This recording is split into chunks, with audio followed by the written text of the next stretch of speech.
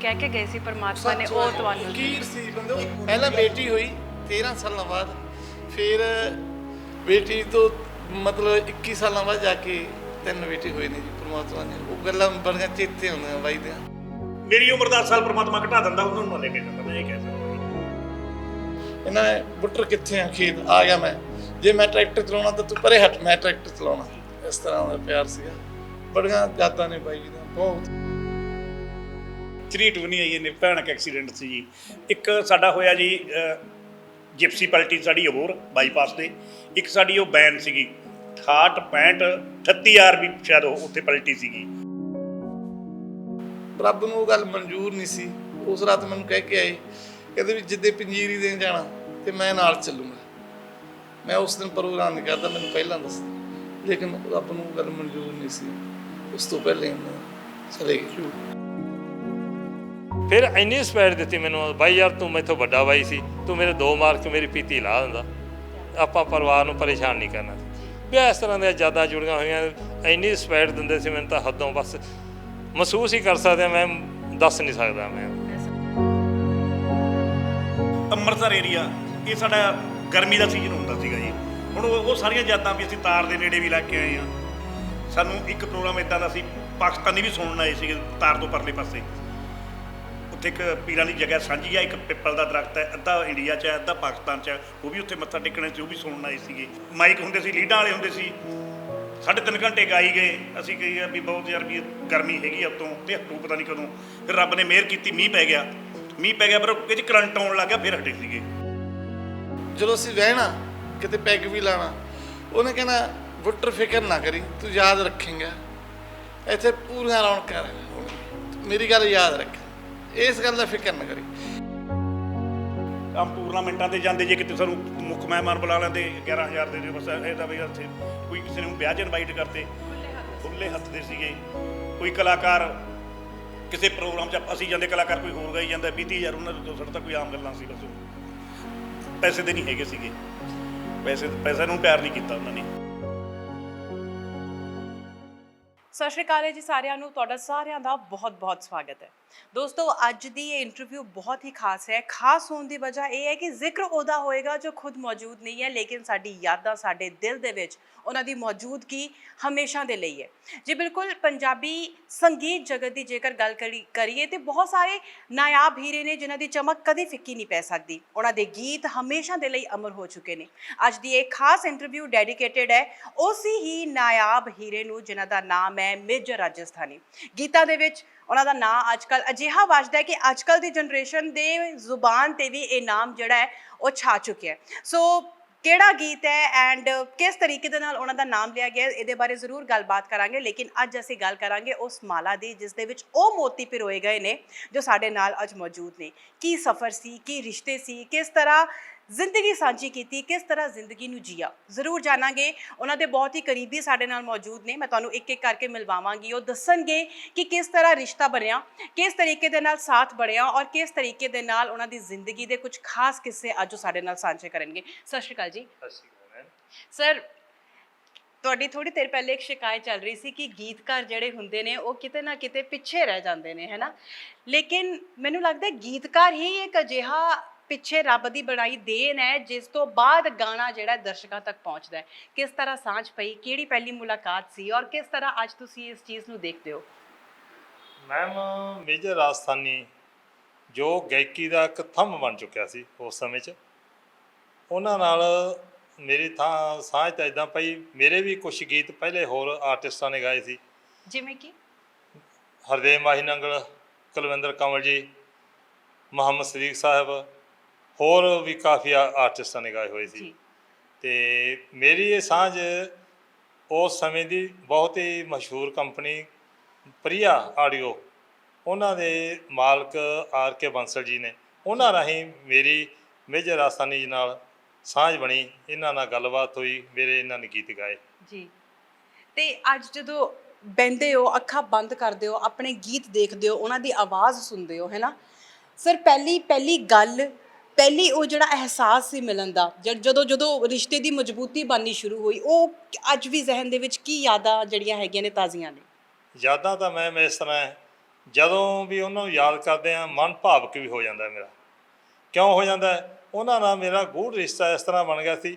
ਉਹ ਮੈਨੂੰ ਵੱਡੇ ਭਾਈ ਦੇ ਰੂਪ 'ਚ ਬਹੁਤ ਪਿਆਰ ਦਿੰਦੇ ਸੀ, ਸਨਮਾਨ ਕਰਦੇ ਸੀ, ਅਤੇ ਮੈਨੂੰ ਵੀ ਉਹਨਾਂ 'ਤੇ ਇੰਨਾ ਮਾਣ ਸੀ ਕਿ ਮੈਂ ਜੋ ਕਹਿੰਦਾ ਮੇਜਰ ਮੇਰੀ ਗੱਲ ਕਿਸੇ ਤਰ੍ਹਾਂ ਇੱਧਰ ਉੱਧਰ ਨਹੀਂ ਕਰਦਾ ਸੀ। ਅਤੇ ਪਰ ਜਦੋਂ ਅੱਜ ਮੈਂ ਉਹਨਾਂ ਦੇ ਪਰਿਵਾਰ 'ਚ ਆਇਆ, ਮੈਨੂੰ ਉਹ ਪੁਰਾਣੀਆਂ ਯਾਦਾਂ ਤਾਜ਼ਾ ਹੋਈਆਂ। ਮੇਰਾ ਮਨ ਵੀ ਥੋੜ੍ਹਾ ਅਪਸੈਟ ਵੀ ਹੋ ਗਿਆ ਸੀ, ਪਰ ਮੈਂ ਉਹਦੇ ਪਰਿਵਾਰ ਵੱਲ ਵੇਖ ਕੇ ਉਹਨਾਂ ਦੇ ਬੇਟੇ ਨਵਦੀਪ ਨੂੰ, ਜੋ ਅਸੀਂ ਛੋਟੇ ਹੁੰਦੇ ਨੂੰ ਨਵੀ ਬੋਲਦੇ ਸਾਂ, ਮੈਂ ਛੋਟੇ ਰੂਪ 'ਚ ਵੇਖਿਆ ਸੀ। ਅੱਜ 22 ਸਾਲ ਬਾਅਦ ਜਦੋਂ ਮੈਂ ਇਹ ਬੇਟੇ ਨੂੰ ਵੇਖਿਆ ਤਾਂ ਫਿਰ ਮੇਰਾ ਮਨ ਹੋਰ ਦਾ ਹੋਰ ਹੋ ਗਿਆ।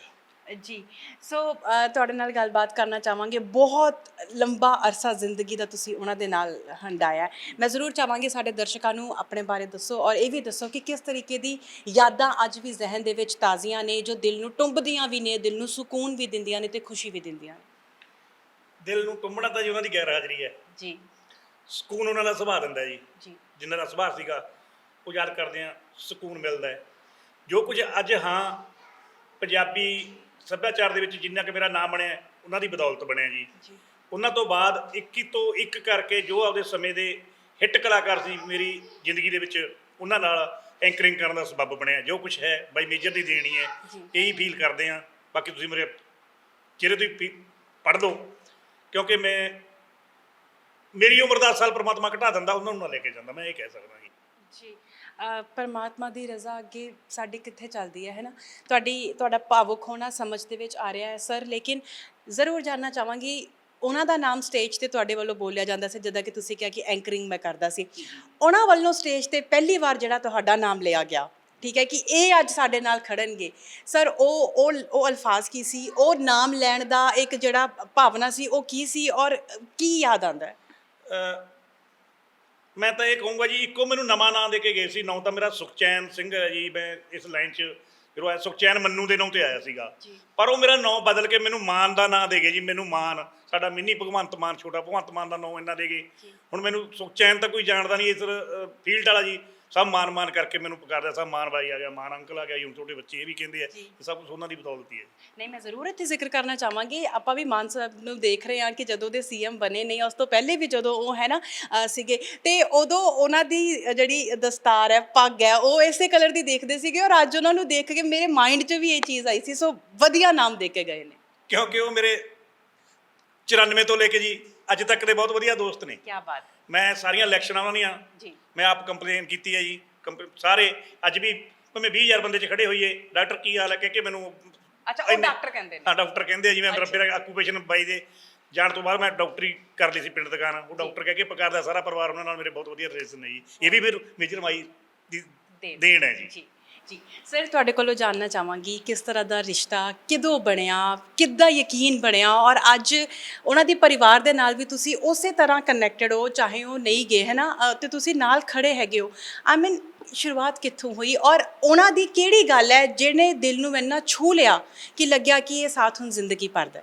ਤੁਸੀਂ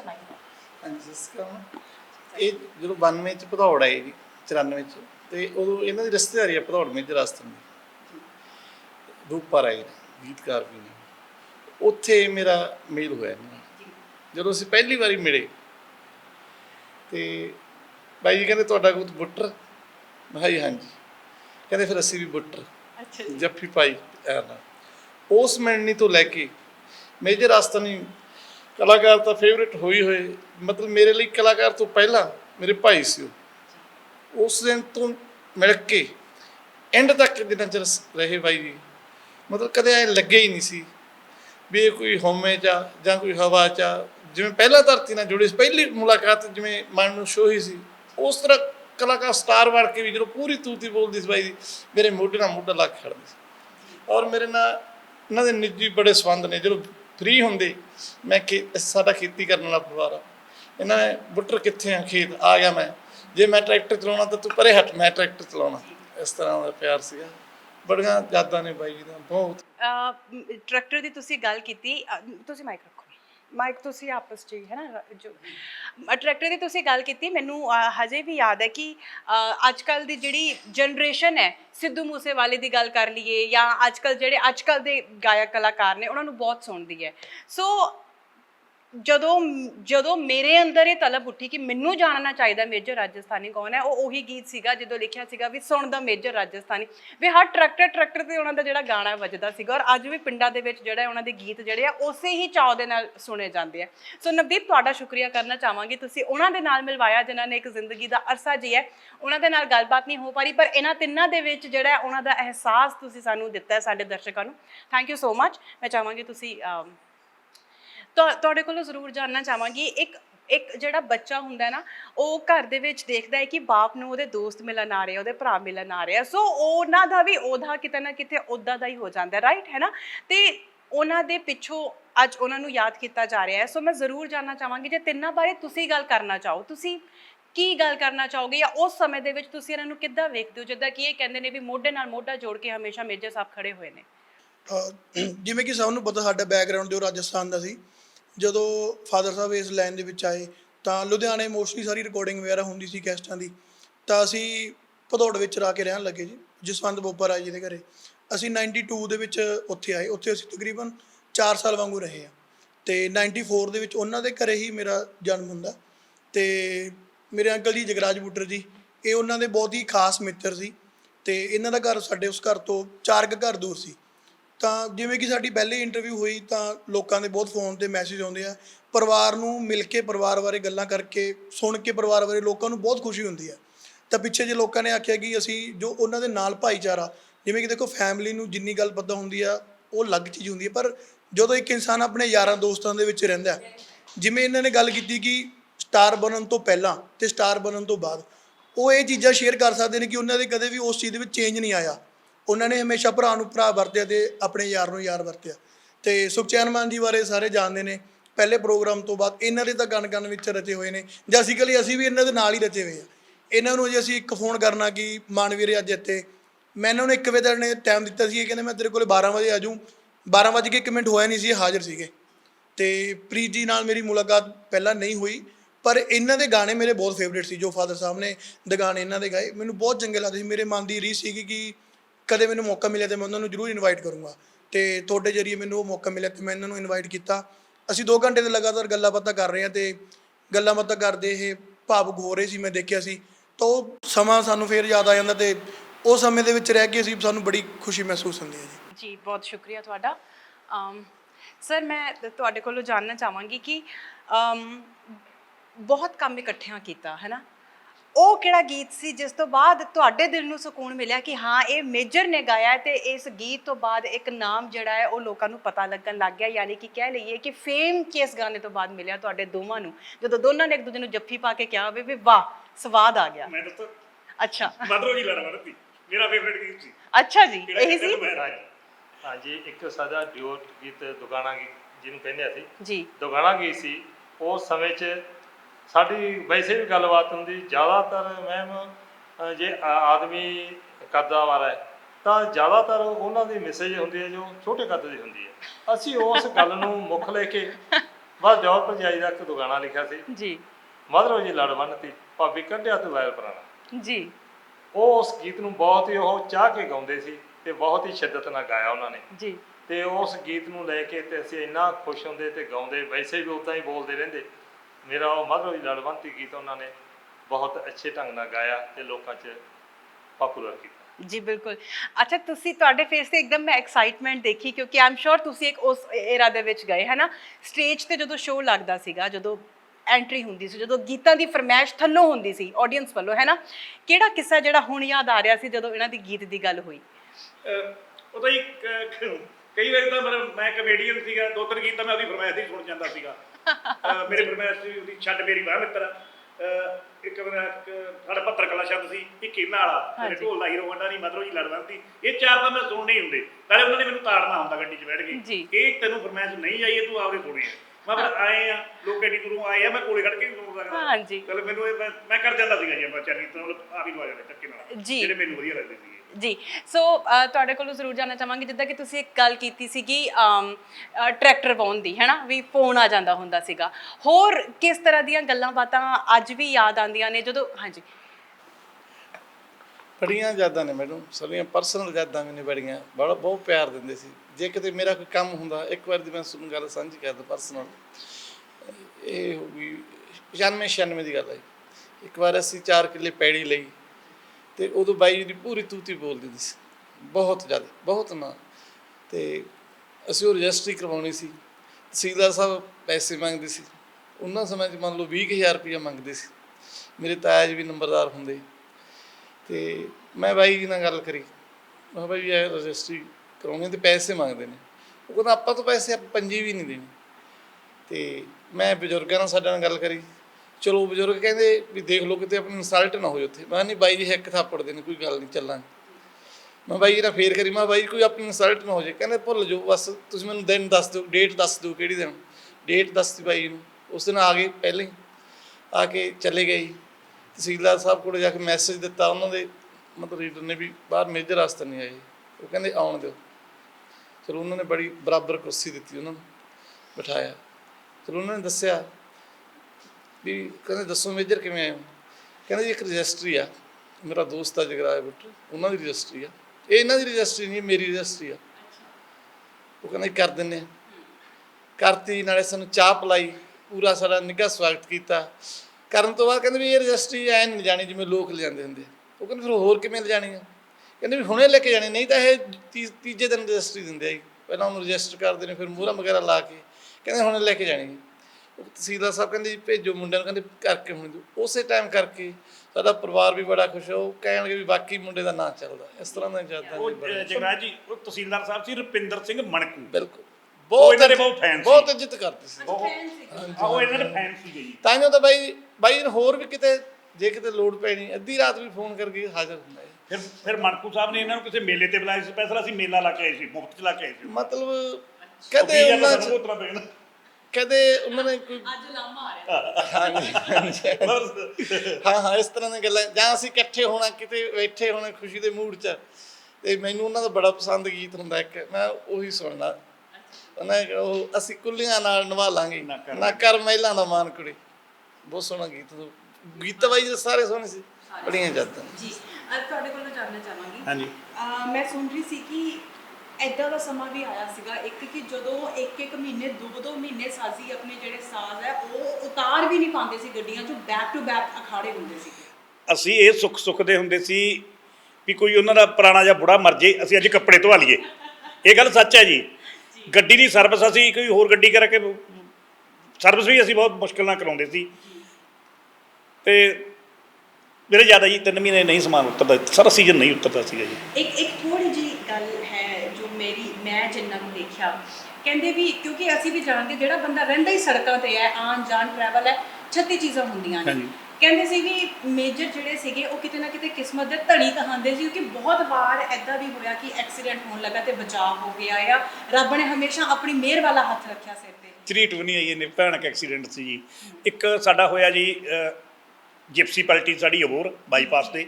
ਇੱਕ ਸਾਡੀ ਉਹ ਵੈਨ ਸੀਗੀ 68 38 ਆਰਬੀ ਸ਼ਾਇਦ ਉਹ ਉੱਥੇ ਪਲਟੀ ਸੀਗੀ, ਅਤੇ ਉਹ ਹੋਇਆ। ਇੱਕ ਸੁਣ ਮੈਂ ਹੋਰ ਗੱਲ ਦੱਸਦਾ ਜੀ, ਇੱਕ ਸਾਡੇ ਸਾਹਮਣੇ ਐਕਸੀਡੈਂਟ ਹੋਇਆ ਜੀ ਕੋਈ 2 ਟਰੱਕਾਂ ਦਾ।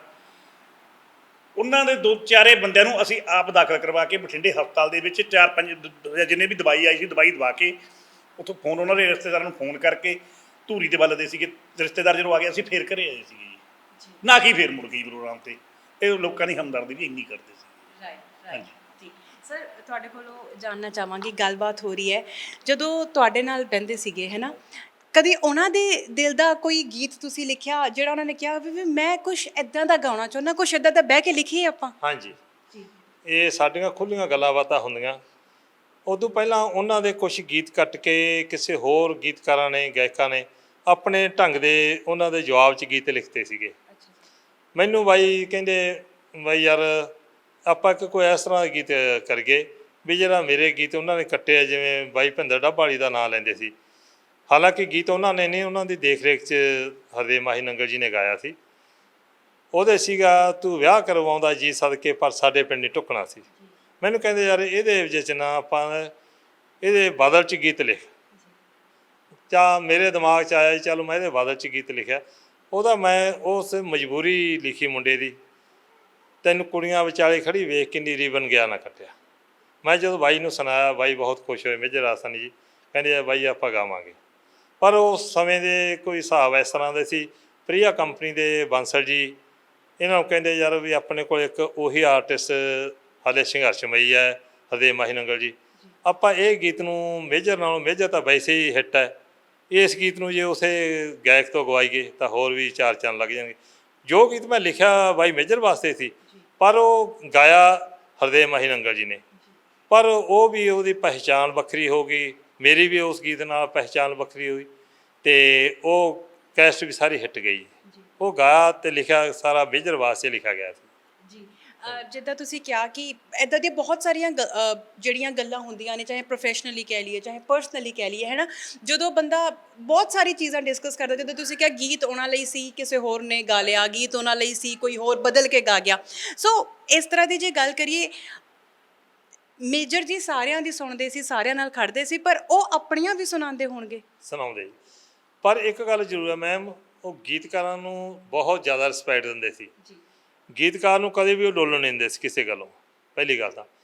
ਦੂਸਰਾ, ਉਹ ਵੇਖਦੇ ਵੀ ਗੀਤਕਾਰ ਦੀ ਖਾਸੀਅਤ ਕੀ ਹੈ। ਜੇ ਕੋਈ ਕਿਤੋਂ ਕਮਜ਼ੋਰ ਵੀ ਹੁੰਦਾ ਗੀਤ, ਉਹ ਸਾਈ ਉਹਨਾਂ ਵਧੀਆ ਲੱਗਦੀ ਹੁੰਦੀ, ਤਾਂ ਉਹ ਸਾਡੇ ਕੋਲ ਆਉਂਦੇ, ਬਹਿ ਕੇ ਡਿਸਕਸ ਕਰ ਦਿੰਦੇ, ਬਾਈ ਪ੍ਰੀਤ ਯਾਰ ਇਸ ਗੀਤ ਨੂੰ ਅਸੀਂ ਦੇਸੀ ਬੋਲ 'ਚ ਆਪਰੇਸ਼ਨ ਬੋਲਦੇ ਵੀ ਇਹਦਾ ਆਪਰੇਸ਼ਨ ਕਰਨਾ ਯਾਰ, ਉਹਦਾ ਆਪਰੇਸ਼ਨ ਕਰਕੇ ਉਸ ਗੀਤਕਾਰ ਦੇ ਨਾਂ ਥੱਲੇ ਅਸੀਂ ਸੈਂਕੜੇ ਗੀਤ ਹੀ ਅਸੀਂ ਠੀਕ ਕੀਤੇ, ਜਾਂ ਅਸੀਂ ਆਪਣੀ ਨੌਲੇਜ ਦੇ ਮੁਤਾਬਕ, ਇਹ ਨਹੀਂ ਕਹਿੰਦਾ ਕਿ ਮੈਂ ਬਹੁਤ ਅੱਛੇ ਕੀਤੇ, ਪਰ ਅਸੀਂ ਬਹੁਤ ਗੀਤਾਂ ਦਾ ਆਪਰੇਸ਼ਨ ਕਰ ਕਰਕੇ ਅਤੇ ਉਹਨਾਂ ਦਾ ਪੂਰਾ ਗੀਤ ਬਣਾ ਕੇ ਅਤੇ ਉਹਨਾਂ ਤੋਂ ਗਵਾਇਆ। ਕੀ ਬਾਤ ਹੈ। ਸੋ ਤੁਹਾਨੂੰ ਆਪਰੇਸ਼ਨ ਤੋਂ ਕੁਝ ਯਾਦ ਆ ਰਿਹਾ ਸਰ? ਆਪਰੇਸ਼ਨ ਇਹ ਤਾਂ ਜੀ ਹੁਣ ਆਪਰੇਸ਼ਨ ਇਹਨਾਂ ਨੇ ਕਹਿ ਲਿਆ, ਹੁਣ ਤਾਂ ਡਾਕਟਰ ਬਣਦੇ ਆ ਨਾ ਇਹ, ਅਸੀਂ ਤਾਂ ਇਹਨਾਂ ਨੂੰ ਮਿਸਤਰੀ ਕਹਿੰਦੇ ਹੁੰਦੇ।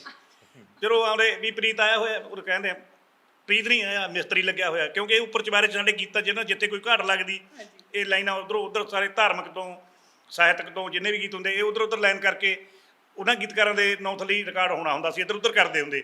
ਉਦੋਂ ਅਸੀਂ ਇਹ ਕਹਿੰਦੇ ਹੁੰਦੇ ਸੀ ਮਿਸਤਰੀ ਆਇਆ ਹੋਇਆ, ਮਾੜਾ ਮੋਟਾ ਟੀਪ ਟਵੱਲਾ ਕਰਦਾ, ਉਦੋਂ ਆਪਰੇਸ਼ਨ ਨਹੀਂ ਕਹਿੰਦੇ ਸੀ, ਮਿਸਤਰੀ ਲੱਗਿਆ ਹੋਇਆ ਕਹਿੰਦੇ ਤੁਹਾਨੂੰ।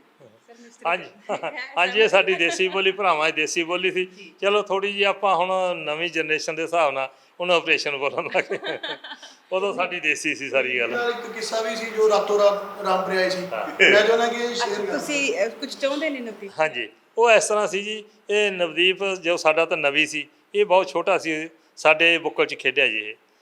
ਉਹ ਗੱਲ ਇਸ ਤਰ੍ਹਾਂ ਦੀ, ਮੇਰੇ ਏਰੀਆ ਦਾ, ਮੇਰੇ ਪਿੰਡਾਂ ਦਾ ਪ੍ਰੋਗਰਾਮ ਸੀ, ਅਖਾੜਾ ਪ੍ਰੋਗਰਾਮ ਬਾਈ ਦਾ, ਅਤੇ ਅਸੀਂ ਸਾਰੇ ਇਕੱਠੇ ਹੀ ਖਾਂਦੇ ਪੀਂਦੇ ਸੀ, ਸ਼ਰਾਬ ਵਗੈਰਾ ਪੀ ਲੈਂਦੇ ਸਾਂ। ਇਹ ਮੇਰੇ ਪਰਿਵਾਰ 'ਚ ਮੇਰੀ ਜੁਆਇੰਟ ਫੈਮਿਲੀ ਸੀ, ਮੇਰੇ ਵੱਡੇ ਬਾਈ ਜੀ, ਮੇਰੇ ਭਾਈ ਸਾਹਿਬ ਬਹੁਤ ਰਿਸਪੈਕਟ ਦਿੰਦੇ ਅਤੇ ਲੈਂਦੇ ਸੀ ਇਹਨਾਂ ਨਾਲ। ਇਹ ਮੇਰੇ ਪਰਿਵਾਰ 'ਚ ਆਏ, ਇਹ ਸਾਰੇ ਸੁਖਚੈਨ ਮਾਨ ਵਰਗੇ, ਨਾਲ ਕਾਕਾ ਫੂਲ ਵਰਗੇ, ਪੂਰੀ ਪਾਰਟੀ ਇਹਨਾਂ ਨੂੰ ਗੱਡੀਆਂ ਦੇ ਕੇ ਭੇਜਤਾ, ਕਹਿੰਦੇ ਮੈਂ ਅੱਜ ਬਾਈ ਪ੍ਰੀਤ ਕੋਲੇ ਰਹੂੰਗਾ। ਚਲੋ ਬੈਠੇ, ਅਸੀਂ ਖਾਈ ਪੀ ਗਏ। ਜਦੋਂ ਰਾਤ ਨੂੰ ਅਸੀਂ ਸਾਰੇ ਬੈਠ ਕੇ ਉੱਥੇ, ਮੇਰੇ ਭਾਈ ਅਤੇ ਮੇਜਰ, ਅਸੀਂ ਖਾਣਾ ਖਾਣ ਲੱਗੇ, ਪਤਾ ਨਹੀਂ ਕਿ ਇੱਕਦਮ ਇਹਨਾਂ ਦੇ ਮੂਡ 'ਚ ਆਇਆ, ਬਾਈ ਯਾਰ ਆਪਾਂ ਤਾਂ ਮੇਰੇ ਬਿਨਾਂ ਤਾਂ ਮੇਰੇ ਨਵੀ ਰੋਟੀ ਨਹੀਂ ਖਾਣੀ। ਉਸ ਟਾਈਮ ਇਹਨੂੰ ਨਵਦੀਪ ਦਾ ਨਾਂ ਉਹਨਾਂ ਦੇ ਬਸ ਚੇਤੇ ਆ ਗਿਆ ਜਦੋਂ ਗੱਲ, ਫਿਰ ਉਹਨਾਂ ਨੇ ਸਭ ਛੱਡਿਆ, ਬਈ ਆਪਾਂ ਹੁਣੇ ਚੱਲਣਾ ਰਾਮਪੁਰੇ। ਉਸ ਸਮੇਂ 'ਚ ਮੈਡਮ ਪ੍ਰਬੰਧ ਬਹੁਤ ਘੱਟ ਸੀ, ਪਿੰਡਾਂ 'ਚ ਗੱਡੀਆਂ ਵਗੈਰਾ ਹੈ ਨਹੀਂ ਸੀ।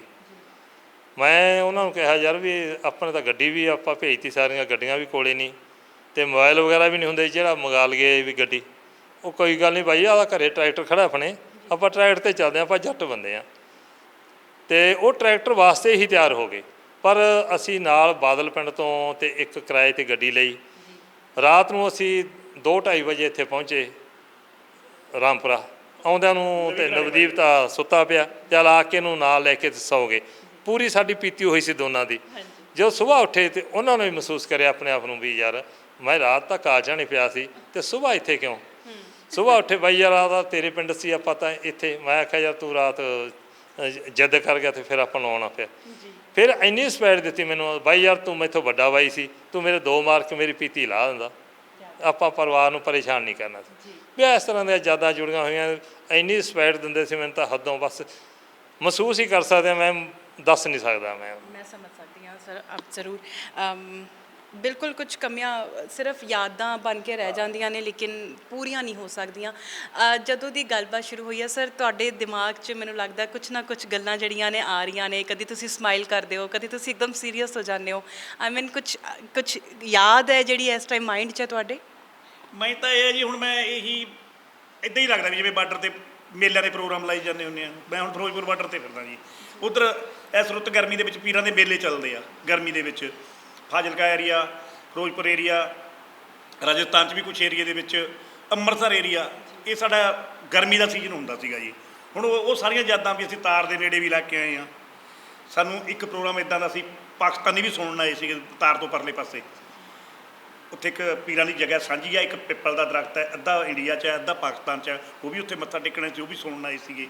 ਸ਼ਾਇਦ ਇਹ ਰਾਮ ਤੀਰਥ ਵੱਲ ਕੋਈ ਪਿੰਡ ਹੈ ਜੀ, ਅੰਮ੍ਰਿਤਸਰ ਵੱਲ, ਹਾਂ, ਉੱਥੇ ਲਾਇਆ ਸੀਗਾ। ਅਤੇ ਮੀਂਹ 'ਚ ਮਾਈਕ ਹੁੰਦੇ ਸੀ, ਲੀਡਾਂ ਵਾਲੇ ਹੁੰਦੇ ਸੀ, 3.5 ਘੰਟੇ ਗਾਈ ਗਏ। ਅਸੀਂ ਕਹੀ ਵੀ ਬਹੁਤ ਯਾਰ ਵੀ ਗਰਮੀ ਹੈਗੀ ਆ ਉੱਤੋਂ, ਅਤੇ ਹਟੂ ਪਤਾ ਨਹੀਂ ਕਦੋਂ। ਫਿਰ ਰੱਬ ਨੇ ਮਿਹਰ ਕੀਤੀ, ਮੀਂਹ ਪੈ ਗਿਆ, ਪਰ ਉਹ 'ਚ ਕਰੰਟ ਆਉਣ ਲੱਗ ਗਿਆ, ਫਿਰ ਹਟੇ ਸੀਗੇ। ਬਸ ਉਹ ਮੇਰੇ ਜਦ ਬਸ ਉੱਦਾਂ ਹੀ ਘੁੰਮੀ ਜਾਂਦਾ ਜੀ ਬੰਦਾ। ਅੱਛਾ, ਇੱਕ ਗੱਲ ਜ਼ਰੂਰ ਜਾਣਨੀ ਚਾਹਾਂਗੀ ਕਿ ਕਹਿੰਦੇ ਆ ਕਿ ਜਿਹੜੇ ਗਾਇਕ ਕਲਾਕਾਰ ਹੁੰਦੇ ਆ ਬੜੇ ਸ਼ੌਕੀਨੀ ਹੁੰਦੇ ਆ, ਕਿਸੇ ਨੂੰ ਪਾਉਣ ਦਾ ਬਹੁਤ ਚਾਅ ਹੁੰਦਾ। ਹੁਣ ਤੇ ਬ੍ਰਾਂਡਸ ਬਹੁਤ ਜ਼ਿਆਦਾ ਓਵਰਕਮ ਕਰ ਚੁੱਕੇ ਨੇ ਚੀਜ਼ਾਂ ਨੂੰ। ਤੁਹਾਡੇ ਕੋਲੋਂ ਜਾਣਨਾ ਚਾਹਾਂਗੀ, ਸ਼ੋਅ ਲਗਾਉਣ ਜਾਂਦੇ ਸੀ ਜਦੋਂ, ਹੈ ਨਾ, ਟਾਈਮ ਵੀ ਨਹੀਂ ਹੁੰਦਾ ਸੀ, ਬੈਕ ਟੂ ਬੈਕ ਟਰੈਵਲ ਹੁੰਦਾ ਸੀ, ਕਿਸ ਤਰ੍ਹਾਂ ਦੇ ਉਹਨਾਂ ਦੇ ਸ਼ੌਂਕ ਸੀਗੇ ਕੱਪੜਿਆਂ ਨੂੰ ਲੈ ਕੇ, ਸੱਜਣ ਸਵਰਨ, ਆਈ ਮੀਨ ਕਿਸ ਤਰ੍ਹਾਂ ਦਾ ਉਹਨਾਂ ਦਾ ਸ਼ੌਂਕ ਸੀਗਾ ਜਿਹੜਾ ਤੁਸੀਂ ਦੇਖਿਆ ਅੱਖੀ?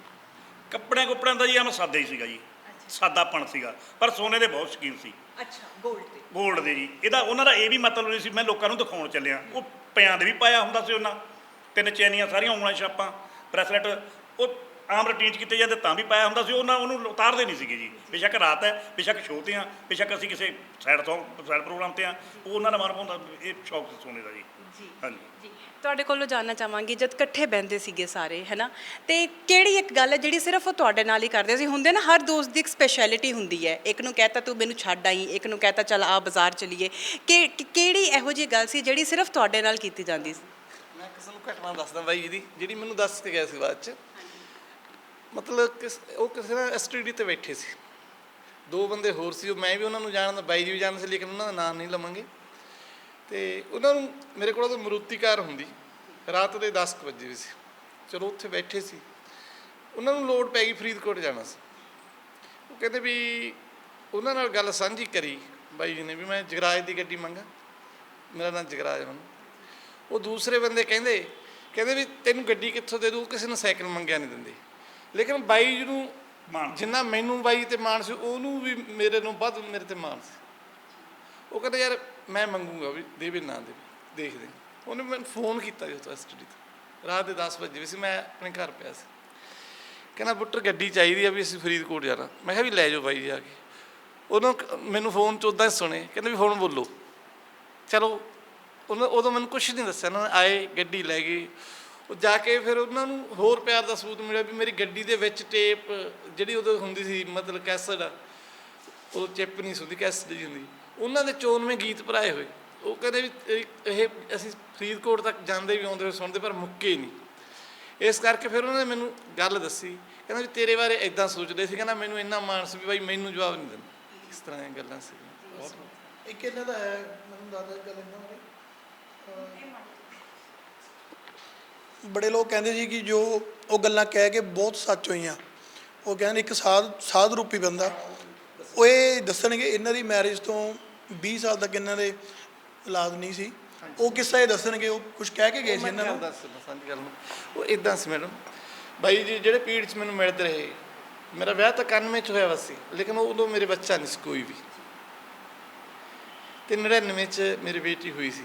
ਪਰ ਉਹ ਪਹਿਲਾਂ ਮੈਨੂੰ ਜਦੋਂ ਅਸੀਂ ਰਹਿਣਾ ਕਿਤੇ ਪੈਗ ਵੀ ਲਾਣਾ, ਉਹਨੇ ਕਹਿਣਾ ਬੁੱਟਰ ਫਿਕਰ ਨਾ ਕਰੀ, ਤੂੰ ਯਾਦ ਰੱਖੇਂਗਾ, ਇੱਥੇ ਪੂਰੀਆਂ ਰੌਣਕਾਂ ਹੋਣਗੀਆਂ, ਮੇਰੀ ਗੱਲ ਯਾਦ ਰੱਖ, ਇਸ ਗੱਲ ਦਾ ਫਿਕਰ ਨਾ ਕਰੀ।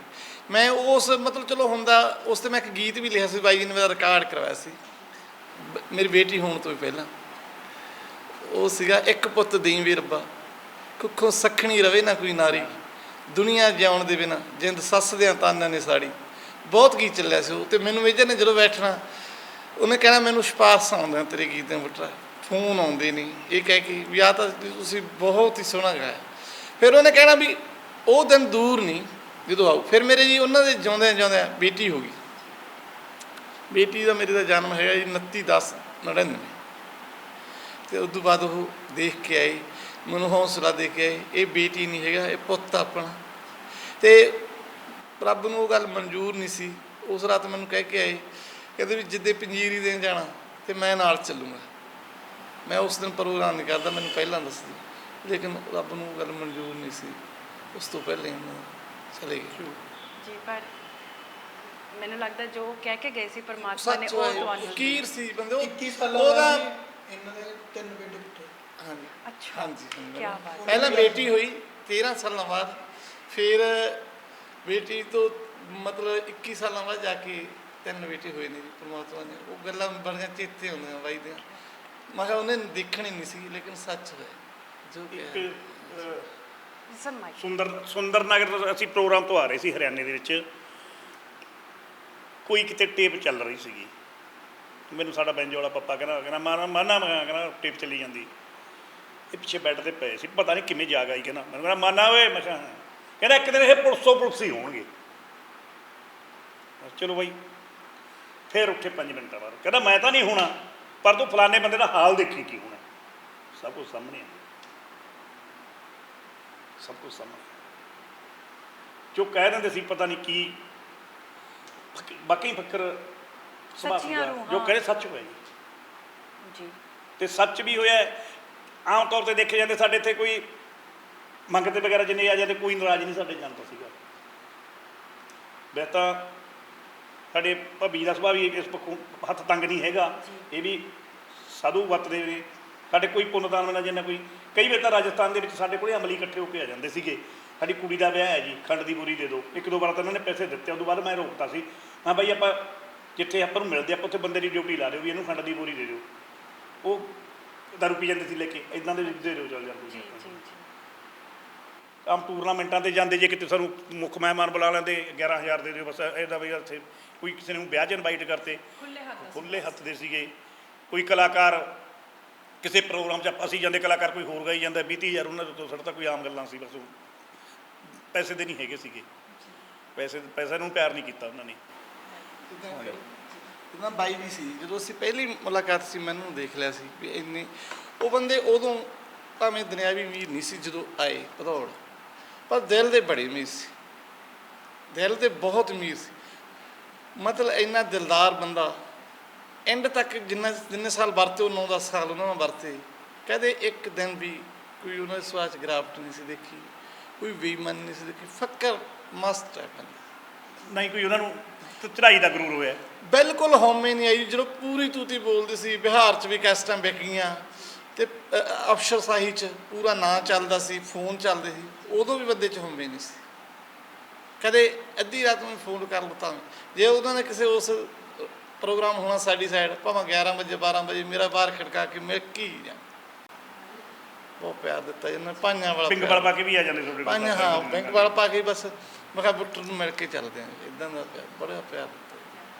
ਸਰ ਜੀ ਕੁਝ ਕਹਿਣਾ ਚਾਹੁੰਦੇ ਹੋ ਤੁਸੀਂ? ਕੁਝ ਬਸ ਜੀ ਯਾਦਾਂ ਹੀ ਕੁਛ ਬਾਕੀ ਆਈ ਜਾਂਦੀਆਂ ਜੀ, ਕਿਉਂ ਜਦੋਂ ਪਹਿਲੀ ਵਾਰੀ ਮੈਨੂੰ ਕੰਪਨੀ ਨੇ ਮਿਲਵਾਇਆ ਸੀ, ਕੁਛ ਮੂਡੀ ਵੀ ਸੀਗੇ ਜੱਟ, ਸਾਡੇ ਜਿਹੜੇ ਜੱਟਾਂ ਦਾ ਮੂਡ ਹੁੰਦੇ ਆ, ਬੇਸ਼ੱਕ ਬਹੁਤ ਸੁਰੀਲੇ ਕਲਾਕਾਰ ਸੀ, ਗਲੇ 'ਚ ਬੜੀ ਮਿਠਾਸ ਸੀ, ਮਿਲਣਸਾਰ ਬੜੇ ਸੀ, ਪਰ ਸਾਡੇ 'ਚ ਉਹ ਜੱਟਾਂ ਵਾਲੀ ਆਕੜ ਵੀ ਕਿਤੇ ਨਾ ਕਿਤੇ ਹੁੰਦੀ ਸੀ। ਜਦੋਂ ਪਹਿਲੀ ਵਾਰੀ ਮੈਥੋਂ, ਹਾਲਾਂਕਿ ਮੈਂ ਉਦੋਂ ਪਹਿਲਾਂ ਸਥਾਪਿਤ ਗੀਤਕਾਰ ਸੀ, ਕੰਪਨੀਆਂ ਮੈਨੂੰ ਬਹੁਤ ਇੱਜ਼ਤ ਕਰਦੀਆਂ ਸੀ, ਮੈਥੋਂ ਕੰਪਨੀ ਨੇ ਇੱਕ ਗੀਤ ਸਪੈਸ਼ਲ, ਤੇ ਬਾਈ ਮੇਜਰ ਦੀ ਬਹੁਤ ਚੜ੍ਹਾਈ ਸੀ, ਮੇਜਰ ਵਾਸਤੇ ਇੱਕ ਸੋਲੋ ਗੀਤ ਲਿਖਵਾਇਆ, ਤਾਂ ਉਹਨਾਂ ਨੇ ਸਪੈਸ਼ਲ ਕਹਿ ਕੇ ਲਿਖਵਾਇਆ। ਅਤੇ ਜਦੋਂ ਬਾਈ ਮੇਜਰ ਨੂੰ ਆ ਕੇ ਕਿਹਾ ਕੰਪਨੀ ਨੇ ਵੀ ਆਹ ਗੀਤ ਗਾਉਣਾ, ਤਾਂ ਆਪਣੇ ਮੂਡ 'ਚ ਕਹਿੰਦੇ ਨੇ ਯਾਰ ਮੈਂ ਨਹੀਂ ਇਹ ਗਾਉਣੇ, ਮੇਰੇ ਕੋਲ ਤਾਂ ਗੀਤਕਾਰ ਪਹਿਲਾਂ ਹੈਗੇ ਹੀ ਹੈ। ਪਰ ਉਹ ਕੰਪਨੀ ਵਾਲਾ ਵੀ ਅੜ ਗਿਆ, ਉਹਦਾ ਵੀ ਜੇ ਤਾਂ ਰਿਕਾਰਡ ਕਰਨੀ, ਆਹ ਗੀਤ ਦੀ ਜ਼ਰੂਰ ਕਰਨੀ ਹੈ। ਮੈਂ ਇਹ ਬੰਦੇ ਤੋਂ ਰਾਤ ਭਰ ਬਹਿ ਕੇ ਗੀਤ ਲਿਖਵਾ ਕੇ ਲਿਆਇਆ। ਜਦੋਂ ਚੱਲ ਉਹਨੇ ਪੜ੍ਹਿਆ, ਬੜੇ ਅੱਛੇ ਢੰਗ ਨਾਲ ਰਿਕਾਰਡ ਕੀਤਾ, ਬਹੁਤ ਅੱਛਾ ਉਸ ਸਮੇਂ ਦਾ ਗੀਤ ਸੀ। ਇੱਕ ਕੋਈ ਚਰਖੇ ਦੇ ਮੁਤਲਕ ਗੀਤ ਸੀ, ਕੀ ਸੀ ਨਾ ਵੀ ਇੱਕ ਵਾਰੀ ਤੱਕਿਆ ਵੀ ਨਹੀਂ, ਲੰਘ ਗਿਆ ਤੂੰ ਗਲੀ 'ਚੋਂ ਪੈਰ ਦੱਬ ਕੇ ਵੀ ਇੱਕ ਵਾਰੀ ਤੱਕਿਆ ਵੀ ਨਹੀਂ। ਹੁਣ ਤਾਂ ਉਹ ਚਰਖਿਆਂ ਦੀਆਂ ਗੱਲਾਂ ਵੀ ਪੁਰਾਣੀਆਂ ਹੋ ਗਈਆਂ, ਪਰ ਉਹ ਸਮਾਂ ਸੀ ਚਰਖਾ ਵਗੈਰਾ ਦੇ ਗੀਤ ਹੁੰਦੇ ਸੀ ਮੈਮ। ਚੱਲ ਜਦੋਂ ਉਹ ਗਾਇਆ, ਉਸ ਤੋਂ ਬਾਅਦ ਮੇਰੇ ਇੰਨੇ ਗੂੜ੍ਹੇ ਮਿੱਤਰ ਬਣ ਗਏ। ਹਰ ਇੱਕ ਟੇਪ 'ਚ, ਹਰ ਇੱਕ ਵਾਰੀ ਜਦੋਂ ਵੀ ਕਿਤੇ ਕੋਈ ਗੀਤ ਰਿਕਾਰਡ ਕਰਨਾ, ਬੇਸ਼ੱਕ ਮੇਰਾ ਕਿਸੇ ਕੈਸਟ 'ਚ ਗੀਤ ਨਾ ਵੀ ਹੋਣਾ, ਪਰ ਸਾਰੀ ਟੇਪ ਮੇਰੀ ਦੇਖ ਰੇਖ 'ਚ ਹੁੰਦੀ। ਮੈਂ ਅਤੇ ਸਾਡੇ ਮਾਨ ਸਾਹਿਬ, ਅਸੀਂ ਇਕੱਠੇ ਹੋ ਕੇ ਇੱਥੇ ਘਰੇ ਬੈਠ ਕੇ ਸਾਰੀ ਰਿਕਾਰਡਿੰਗ ਦੀ ਤਿਆਰੀ ਕਰਦੇ, ਗੀਤਾਂ ਦੀ ਤੋੜ ਭੰਨ ਕਰਦੇ। ਜਿਵੇਂ ਮੈਂ ਪਹਿਲਾਂ ਦੱਸ ਚੁੱਕਿਆ ਵੀ ਗੀਤਾਂ ਦਾ ਮਿਸਤਰੀਪਣਾ ਵੀ ਅਸੀਂ ਕਰਦੇ, ਉਹਨਾਂ ਸਾਰਾ ਕਰਕੇ ਸਾਡੀ ਦੇਖ ਰੇਖ 'ਚ ਫਿਰ ਇੰਨਾ ਪਿਆਰ ਕਰਦੇ ਸੀ। ਕਦੇ ਵੀ ਕੁਛ ਵੀ ਕਾਰਨ ਹੁੰਦੀ ਤਾਂ ਉਦੋਂ ਲੈਂਡਲਾਈਨ ਫੋਨ ਹੁੰਦੇ ਸੀ, ਮੈਨੂੰ ਫੋਨ ਕਰਦੇ, ਆ ਜਾ ਯਾਰ ਪ੍ਰੀਤ ਬਾਈ ਯਾਰ ਆਪਾਂ ਆਹ ਕੰਮ ਕਰਨਾ, ਆ ਜਾ। ਮੈਂ 2-2 4-4 ਦਿਨ ਇੱਥੇ ਬੈਠੇ ਨੇ। ਚਲੋ ਭੈਣ ਜੀ ਸਾਡੇ ਉਹਨਾਂ ਦੇ ਮਿਸੇਜ ਜੀ ਬਹੁਤ ਸਾਨੂੰ ਹੱਥੀਂ ਖਾਣਾ ਬਣਾ ਕੇ ਖਵਾਉਂਦੇ, ਕਈ ਦਿਨ ਰਹਿੰਦੇ, ਮੈਨੂੰ ਉਹ ਗੱਲਾਂ ਯਾਦ ਆਉਂਦੀਆਂ। ਤੁਹਾਨੂੰ ਗੱਲ ਯਾਦ ਆ? ਹਾਂਜੀ। ਸੱਦਰਾ ਤੁਹਾਨੂੰ ਕਿਹਾ ਸੀ ਕੋਈ ਗੀਤ ਦੀ ਆਪਾਂ ਕਰਨਾ ਇੱਧਰ ਉੱਧਰ, ਹਾਂ ਲੈ 2 ਦਿਨ ਲੈ ਕੇ ਤੁਹਾਨੂੰ ਰਾਤ ਨਹੀਂ ਤੁਰੇ ਫਿਰੇ ਨੇ। ਨਹੀਂ ਉਹ ਗੱਲਾਂ ਤਾਂ ਫਿਰ ਉਹ ਤਾਂ ਇੱਕ ਆਪਣਾਪਣ ਸੀ ਨਾ, ਕੋਈ ਜ਼ਰੂਰੀ ਨਹੀਂ ਹੁੰਦਾ ਸੀ ਵੀ ਉੱਥੇ ਗੀਤਾਂ ਦੀ ਗੱਲ ਸੀ, ਪਰ ਉੱਥੇ ਸਾਡੇ ਭਰਾਵਾਂ ਵਾਲਾ ਬਹਾਨੇ ਨਾਲ ਬੁਲਾ ਕੇ 2 ਦਿਨ ਰਾਤ ਭਰਾਵਾਂ ਵਾਲਾ ਪਿਆਰ ਲੈ ਕੇ ਪਤਾ ਨਹੀਂ ਕਿੱਥੇ ਕਿੱਥੇ ਨਾ ਹੀ ਸਾਨੂੰ ਮਹਿਸੂਸ ਹੁੰਦਾ ਸੀ ਕੋਈ ਘਰ ਦੀਆਂ ਜ਼ਿੰਮੇਵਾਰੀਆਂ ਵਾਲੀ, ਜਾਂ ਜਦੋਂ ਬਾਈ ਮੇਜਰ ਨਾਲ ਆ ਤਾਂ ਬਸ ਅਸੀਂ ਘਰ ਵਰਗਾ ਹੀ ਮਹਿਸੂਸ ਕਰਦੇ ਹੁੰਦੇ ਸੀ। ਜੀ ਜੀ ਬਸ ਇਸ ਤਰ੍ਹਾਂ ਦੀਆਂ ਯਾਦਾਂ ਜੀ। ਮੈਨੂੰ ਲੱਗਦਾ ਹੈ ਜਦੋਂ ਇੰਨੀ ਲੰਬੀ ਜ਼ਿੰਦਗੀ ਹੰਡਾਈ ਹੋਵੇ ਨਾ ਇਕੱਠਿਆਂ ਨੇ, ਹੈ ਨਾ, ਤਾਂ ਮੈਨੂੰ ਲੱਗਦਾ ਕਿ ਕਿਸੇ ਸਾਰੀ ਜ਼ਿੰਦਗੀ ਮਰਦੇ ਦਮ ਤੱਕ ਨਾਲ ਹੀ ਤੁਰਦੇ ਜਾਂਦੇ ਨੇ, ਹੈ ਨਾ। ਮੈਂ ਜ਼ਰੂਰ ਜਾਣਨਾ ਚਾਹਾਂਗੀ ਅਖੀਰਲੀ ਜਿਹੜੀ ਗੱਲਬਾਤ ਸੀ ਜਾਂ ਮੁਲਾਕਾਤ ਸੀ, ਉਹ ਅੱਜ ਵੀ ਕੀ ਅਹਿਸਾਸ ਦਿੰਦੀ? ਅਹਿਸਾਸ ਤਾਂ ਮੈਮ ਇਸ ਤਰ੍ਹਾਂ ਸੀ ਵੀ ਗੀਤ ਤਾਂ ਮੇਰੇ ਬੇਸ਼ੱਕ ਕੁਛ ਟੇਪਾਂ 'ਚ ਹੀ ਹੋਏ ਸੀ, ਜੀ, ਪਰ ਹਾਲੇ ਤੱਕ ਸਾਡੀਆਂ ਮਨਸੂਬੇ ਬੜੇ ਬਣਾਏ ਸੀ, ਅੱਗੇ ਸੋਚਾਂ ਬੜੀਆਂ ਸੀ ਵੀ ਇਸ ਤਰ੍ਹਾਂ ਦੇ ਬਾਈ ਗੀਤ ਕਰਨੇ ਆ, ਪਰ ਉਹ ਚੰਦਰੀ ਘੜੀ ਦਾ ਪਤਾ ਹੀ ਨਹੀਂ ਕਦੋਂ ਕਿਸ ਤਰ੍ਹਾਂ ਬਣ ਗਈ, ਜੋ ਅਸੀਂ ਸੋਚਿਆ ਵੀ ਨਹੀਂ ਸੀ। ਬਸ ਯਕਦਮ ਪਤਾ ਨਹੀਂ ਹਾਲੇ ਅਸੀਂ ਕਿੰਨਾ ਕੁ ਲੰਬਾ ਚੱਲਣਾ ਸੀ ਗੀਤਕਾਰੀ ਅਤੇ ਗਾਇਕ ਦੇ ਤੌਰ 'ਤੇ, ਪਰ ਸਿਰਫ ਉਹ ਯਾਦਾਂ ਹੀ ਰਹਿ ਗਈਆਂ ਜੀ, ਬਹੁਤ ਕੁਝ ਸੋਚਿਆ ਹੋਇਆ ਸੀ। ਜੀ ਸਰ, ਤੁਹਾਡੇ ਕੋਲੋਂ ਜਾਣਨਾ ਚਾਹਾਂਗੀ, ਇੰਨਾ ਲੰਬਾ ਸਮਾਂ ਤੁਸੀਂ ਹੰਡਾਇਆ ਹੈ ਨਾ, ਉਹ ਅਖੀਰਲੀ ਮੁਲਾਕਾਤ ਕਿਹੜੀ ਸੀ ਜਦੋਂ ਅੰਦਾਜ਼ਾ ਵੀ ਨਹੀਂ ਸੀ ਕਿ ਇਹ ਹੋਣ ਵਾਲਾ? ਮੈਡਮ ਉਹਨਾਂ ਦਿਨਾਂ 'ਚ ਮੇਰੇ ਸੱਟ ਵੱਜ ਗਈ ਸੀ ਜੀ। ਇੱਕ ਮੇਰੀ ਖਾਸੀਅਤ ਸੀ ਜੀ, ਮੈਂ ਇੱਥੋਂ 28 ਕਿਲੋਮੀਟਰ ਮੇਰਾ ਦੂਰ ਪਿੰਡ ਹੈ ਜੀ, ਨਵਾਂ ਸਕੂਟਰ ਲੈਤਾ ਸੀ ਸਟਾਰ ਵੈਸਪਾ, ਉਹ ਚਲਾਇਆ ਵੀ ਜਿੰਨਾ ਕੁ ਚਲਾਇਆ ਉਹ ਮਈ ਵੱਧ ਚਲਾਇਆ ਜੀ। ਇੱਥੋਂ ਮੈਂ ਸ਼ਾਮ ਨੂੰ ਪ੍ਰੋਗਰਾਮ ਤੋਂ ਆ ਕੇ ਪਿੰਡ ਚਲਿਆ ਗਿਆ, ਸਵੇਰੇ ਆ ਕੇ ਮੇਰੀ ਇੱਕ ਫਿਤਰਤ ਸੀ, ਮੈਂ ਨਾਲੇ ਤਾਂ ਬਾਈ ਨੂੰ ਜਗਾਉਣਾ ਹੁੰਦਾ, ਨਾਲੇ ਸਾਰੇ ਸਾਜੀ ਜਗਾਉਣੇ ਹੁੰਦੇ। ਤੁਹਾਡੀ ਜ਼ਿੰਮੇਵਾਰੀ ਸੀ? ਮੇਰੀ ਸਿਰਦਰਦੀ ਸੀ ਜੀ, ਜਿੰਨਾ ਚਿਰ ਸਟੇਜ ਤੋਂ ਗਾ ਕੇ ਥੱਲੇ ਨਹੀਂ ਉਤਰ ਆਉਣ ਤੱਕ ਜੀ ਮੇਰੀ ਸਿਰਦਰਦੀ ਸੀ। ਮੈਂ ਆ ਰਿਹਾ ਸੀ, ਮੇਰਾ ਐਕਸੀਡੈਂਟ ਹੋ ਗਿਆ, ਮੇਰੇ ਸੱਟ ਵੱਜੀ ਹੋਈ ਸੀ। ਮੈਂ ਅਖੀਰਲੇ ਪ੍ਰੋਗਰਾਮਾਂ 'ਚ ਬਸ ਵੈਸੇ ਤਾਂ ਹੁਣ ਸੋਚਦੇ ਹਾਂ ਵੀ ਜਿਹੜੀ ਸੱਟ ਵੱਜੀ ਸੀ ਇਹ ਮਾੜੀ ਕਿਸਮਤ ਨੂੰ ਹੀ ਵੱਜੀ ਸੀਗੀ ਮੇਰੇ ਵੀ, ਕਿਉਂਕਿ ਮੈਂ ਉਹਨਾਂ 2 ਮਿੰਟ ਦਾ ਵੀ ਸਾਹ ਨਹੀਂ ਖਾਂਦਾ ਸੀਗਾ, ਨਾ ਹੀ ਉਹ ਮੇਰਾ ਖਾਂਦੇ ਸੀਗੇ। ਬਾਈ ਦਾ ਕਈ ਵਾਰੀ ਕੋਈ ਹੋ ਜਾਂਦਾ ਇੱਧਰ ਉੱਧਰ ਹੋ ਜਾਂਦਾ, ਮੈਂ 2 ਪ੍ਰੋਗਰਾਮ ਕੈਂਸਲ ਕਰ ਦਿੰਦਾ, ਸਾਡਾ ਸਾਰਾ ਕੁਝ ਠੀਕ ਹੋ ਜਾਂਦਾ। ਅਤੇ ਬਸ ਮੇਰੇ 10 ਤਰੀਕ ਦਾ ਮੇਰਾ ਲਾਸਟ ਪ੍ਰੋਗਰਾਮ ਸੀ, ਮੇਰੇ 11 ਨੂੰ ਸੱਟ ਵੱਜ ਗਈ ਹੈ, ਸ਼ਾਇਦ 2 ਦਿਨਾਂ ਦਾ ਫਾਸਲਾ ਹੀ ਸੀਗਾ ਜੀ, ਮੇਰੇ ਸੱਟ ਵੱਜੀ ਹੋਈ ਸੀਗੀ। ਜਾਣਾ ਸੀ ਇਹਨਾਂ ਨੇ ਪਤਾ ਲੈਣ, ਅੱਗੇ ਆਪਾਂ ਅਖੀਰਲਾ ਪ੍ਰੋਗਰਾਮ ਲਾਇਆ ਜੀ ਸਹਿਜੜੇ ਪਿੰਡ ਦਾ ਸੀਗਾ ਜੀ, ਅਤੇ ਉਹ ਲਾ ਕੇ ਦੂਜਾ ਦਿਨ ਛੱਡ ਕੇ ਤੀਜੇ ਦਿਨ ਤਾਂ ਭਾਣਾ ਵਾਪਰ ਗਏ। ਸਰ, ਕੰਨਾਂ 'ਚ ਕਿਹੜੀ ਗੱਲ ਗੂੰਜਦੀ ਹੈ ਜਿਹੜੀ ਕਿਤੇ ਨਾ ਕਿਤੇ ਟੁੱਟਦੇ ਨੂੰ ਵੀ ਹੌਸਲਾ ਦਿੰਦੀ ਹੈ ਕਿ ਹਾਂ ਨਹੀਂ ਵੀ ਐਂ ਕਰਨਾ ਹੈ? ਉਹਨਾਂ ਦੀ ਕੋਈ ਇੱਕ ਇਹੋ ਜਿਹੀ ਗੱਲ?